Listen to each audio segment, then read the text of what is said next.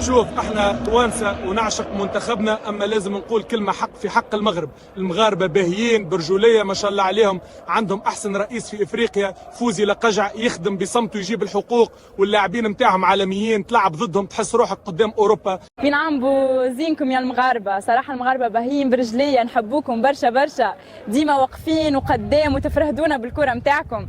ان شاء الله ربي يوفقكم في تنظيم كاس افريقيا وتعملوا حاجه تفرح القاره الكل. من تونس قلبي معاكم وديما مغرب كبير.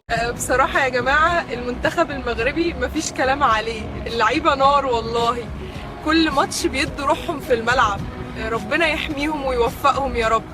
دول مش بس مغاربه، دول اخواتنا وبيشرفونا كل مره. بص يا عم، المنتخب المغربي عامل شغل جامد جدا، اللعيبه دي مش بتهزر، بيلعبوا برجوله ودماغ كرة عاليه قوي. كل مره بيخلونا نرفع راسنا كعرب، والمغرب بقت من الكبار بجد. تحيه لكل اسود الاطلس. يا سلام عليكم يا جماعه الخير.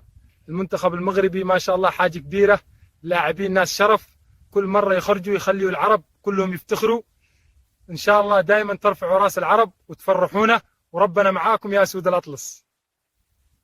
والله المنتخب المغربي مخلينا فخورين كاملين، لاعبهم زين ورافعين راس العرب كاملين فوق، لاعبين دايرين مجهود كبير وعندهم روح ما شاء الله. ان شاء الله مزيد من نجاحات يا اسود الاطلس، انتم ما شاء الله رجال الملعب. يا سلام، هدف عالمي من اسود الاطلس، شوفوا الروح، شوفوا الرجولة.